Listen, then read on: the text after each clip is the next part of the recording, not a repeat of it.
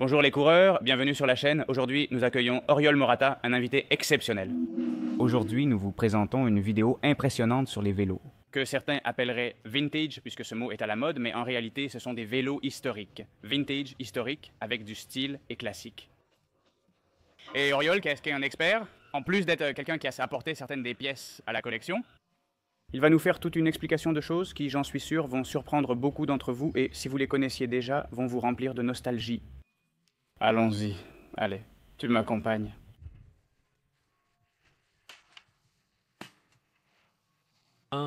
Ici, nous avons un vélo qu'il est très difficile de voir.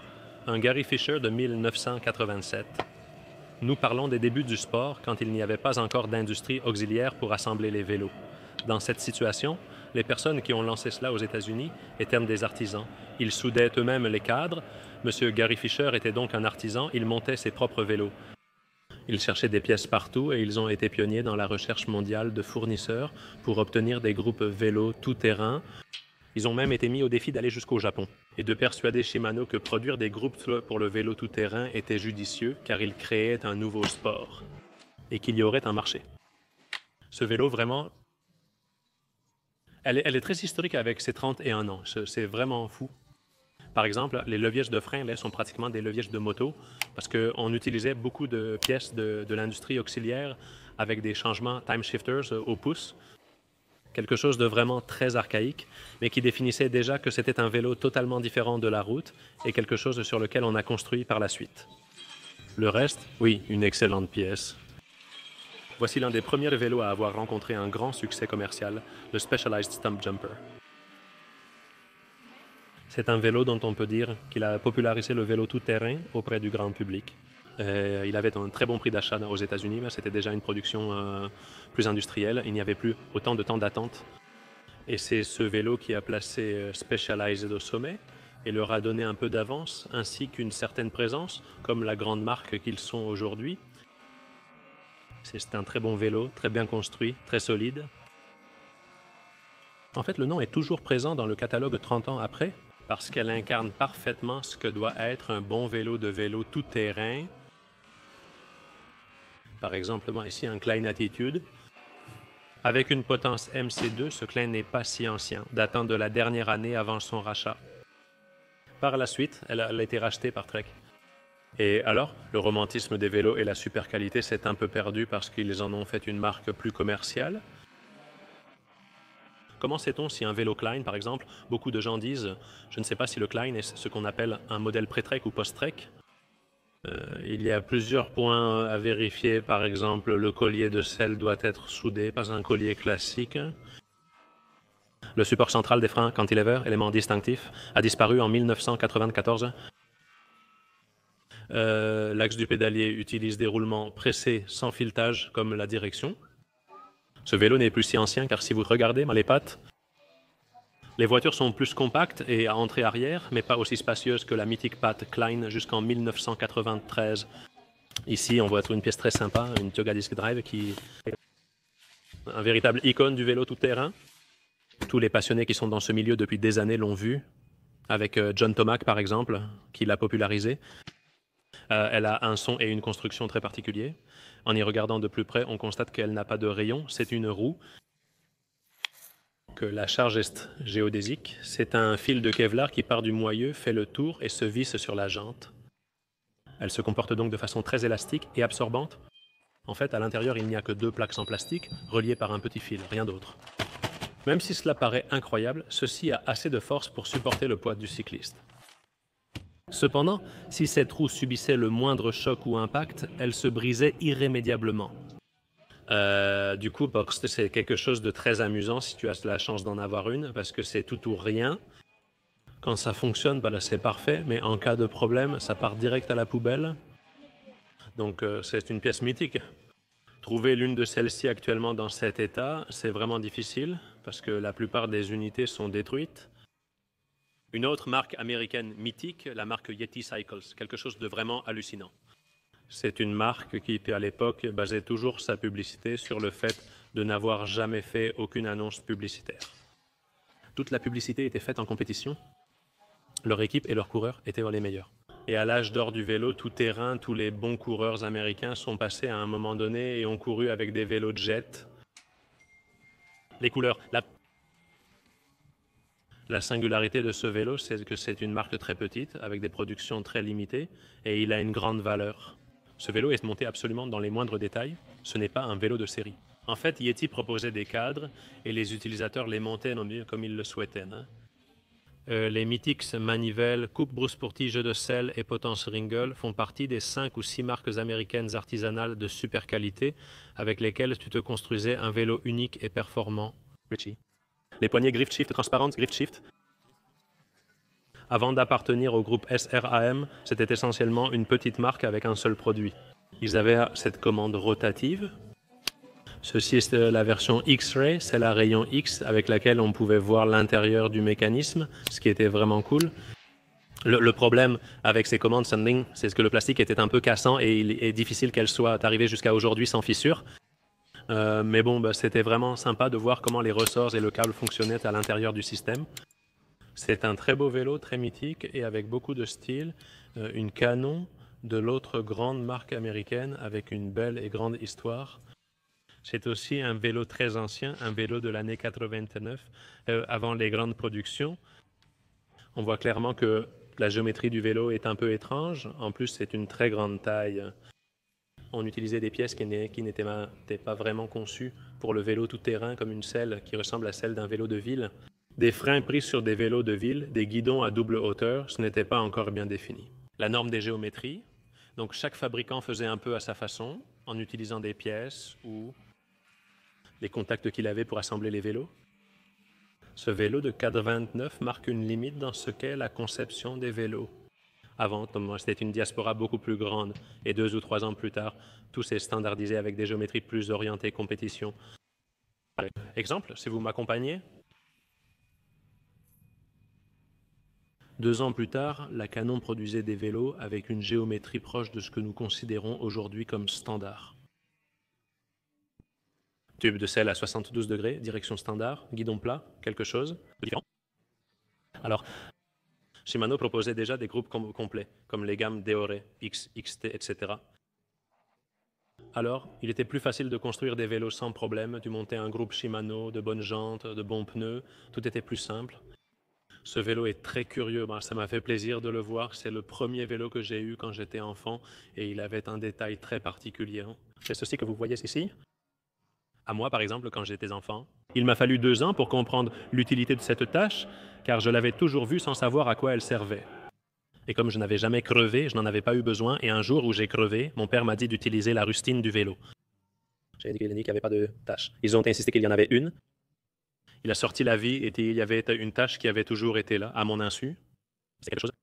C'est vraiment curieux, non? Avoir inséré la tâche dans la bite. Cette bite vient d'une marque américaine disparue qui s'appelait Odyssey, une marque qui faisait des trucs vraiment cool et malheureusement qu'ils ne sont plus présents sur le marché. Qu'est-ce qu'on a d'autre? Voyons, qu'est-ce qu'il nous reste? Parce que moi, je suis déjà bouche bée. La mythique Manitou, c'était l'idée de quelqu'un qui fait de bonnes fourches et qui tout à coup se dit « je vais faire un bon cadre, qu'est-ce que je fais ?» Eh bien, je prends une fourche et je la mets à l'arrière. Ça semble être une idée étrange et en réalité, au niveau du marché, ce n'était pas une très bonne idée parce que ça a été le début de la faillite technique de l'entreprise. Ces vélos sont extrêmement bien fabriqués avec des usinages en aluminium de série 7000. Cet aluminium est très dur et difficile à travailler, mais il permet de repousser les limites de ce qui est faisable. Ce vélo est un bijou en soi, mais c'est un vélo très fragile. Il est très rare de trouver un exemplaire dans un état impeccable, sans fissure et utilisable. Il est courant de trouver ces vélos avec non seulement une fissure, mais avec 5, 6 ou 10 dans leur état actuel. En réalité, ces vélos se cassèrent de partout, non pas par manque de qualité, mais justement parce qu'ils en regorgeaient. L'aluminium était trop bon, disons, trop tenace. C'est sûrement excellent pour usiner des pièces, mais pas pour construire des vélos. Celle-ci fait partie des derniers vélos artisanaux produits aux États-Unis. 1 an ou 2 après que cette marque ait fabriqué ces vélos, pratiquement toute la production est ensuite partie pour Taïwan. Ce vélo a été bien utilisé. Les tons bleus de la fourche pour faire un super tuning avec du bleu manivelle, Kuka, Abidon, Ringles, quelque chose de vraiment très cool. Ce vélo est parfait et très équilibré, peu importe l'angle sous lequel on le regarde. Un vélo avec beaucoup d'histoire, un vélo qui est sûrement la star de tous ceux qui sont ici. Pour les vélos, au-delà de l'âge, leur histoire est tout aussi importante. Je ne suis pas certain que ces vélos précédents aient une grande histoire, mais celui-ci, oui. Ce vélo a été champion du monde avec le regretté Iñaki Lerjareta. Je remercie la famille d'avoir prêté le vélo pour l'exposition. Et probablement, sans aucun doute, et c'est le vélo qui a le plus de valeur, émotionnellement et économiquement pour toute la collection. Si tu peux raconter une histoire authentique et de qualité à n'importe quel objet ancien, que ce soit un vélo, une moto ou tout objet de collection, alors il est à un autre niveau.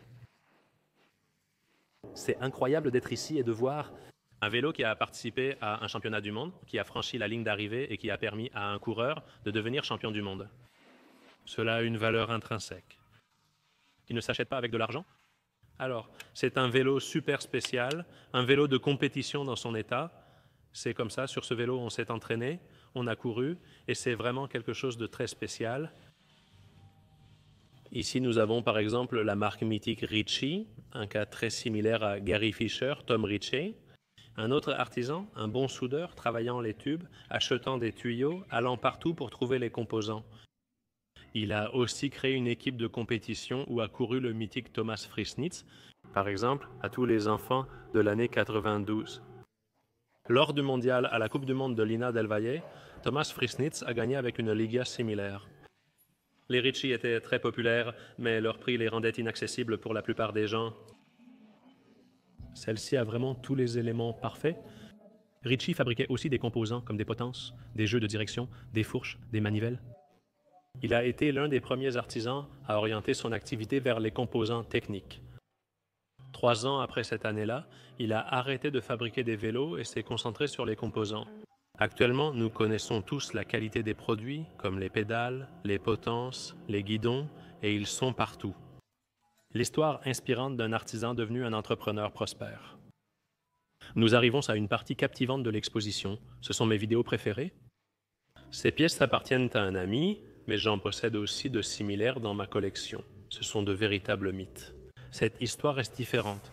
Il ne s'agit plus d'un artisan. Parlons d'un ingénieur aéronautique.